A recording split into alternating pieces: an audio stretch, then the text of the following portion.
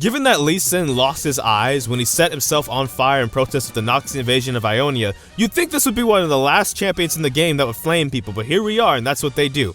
I think the funniest thing about Lee Sin's flaming people is they always get so defensive even when you weren't insulting them, which kind of makes sense because Lee Sin can build like one damage item full tank and still do wonders, so I guess it goes hand in hand. But at the same time, if you are going to flame that much in less than 3 minutes, the first 3 minutes of the game at that, how are you that angry? I don't know. Could you at least autocorrect your typos so you're not typoing the same word 4 times in 10 seconds? That's all I'm saying. I need to know that I'm being insulted. It doesn't need to be a question or a guess if I'm being insulted. It's kind of like Yasuo's in that sense, but we did a Yasuo video, so we're going to move on from that.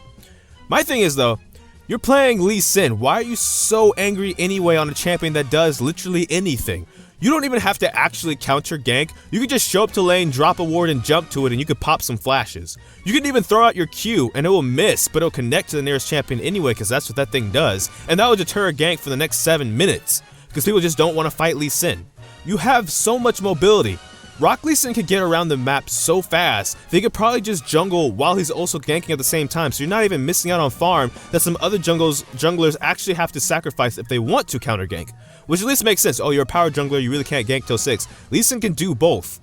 At the same time, he can move around so much. So I don't get what the problem is. But I get it, right? You want to be up in your feelings about, hey, my bot lane got killed once by Ivern support. Which, by the way, on a side note, if you play Ivern support, don't. That's bad, and you should feel bad about yourself. But not bad, more like Michael Jackson bad. And now his health was really bad before he died. So just don't play Ivern support, that's terrible.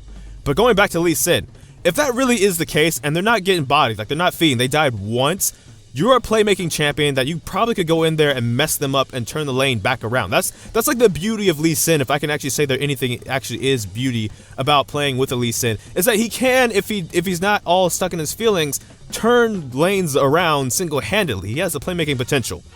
But beyond that, I think my thing about Lee Sin is, when it comes to Lee Sin in general, the jungle's so overtuned right now that he seems overpowered, and there's one of two problems with that. You either have A, the average Joe picking up Lee Sin and kind of overshadowing the really good Lee Sin, so they're not really appreciated, because anybody seemingly is playing really well in Lee Sin right now, or B, you do have the really good Lee Sins that are just always on the enemy team. That's how it works for me, that's my luck, how the dice roll, that of course there are really good Lee Sins, but they're always on the enemy team, and instead of being like, hey, credit where credit is due, that Lee Sin, that kick was really good, I died, but whatever. It's more like, hey, that Diamond Smurf Lee Sin doing what Lee Sin does best, which is so I know everything, and I'm just frustrated all the way around. Because here's the thing about playing Lee Sin, that the Q hitbox has been one of my biggest problems in this game forever, but with Lee Sin, it comes with the Q. On one hand, if I throw my kick at Kog'Maw and it misses, and you say it connects to Kog'Maw, yes, I'm going to go in and kill Kog'Maw because I need some boots. That's all it really is to it. I have a lot of mobility, but I just need more mobility, so please and thank you. But at the same time, don't then ghost through the Scuttle Crab when I'm trying to get vision down for Dragon.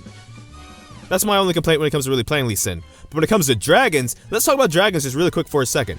If we're going to contest dragons ever, and you're going to act like a dragon exists before 15 minutes of the game, can we always not take the most difficult route possible to contest the dragon? I'm not meaning like the difficult route possible to the jungle, I mean, we never want to actually like try and force them off the dragon, zone them off the dragon, ward ever. It's always got to be, I got to save my ward to try and jump in the last second, smite it and jump out and do this like solo hero dragon stuff. We really don't need to do that. There's 5 of us to 5 of them. We can just number game it or something, but we always got to do the most difficult way possible to contest objectives. And I get it, you got a YouTube highlight reel to make, I guess, but the rest of us don't. The rest of us just want some LP and go home.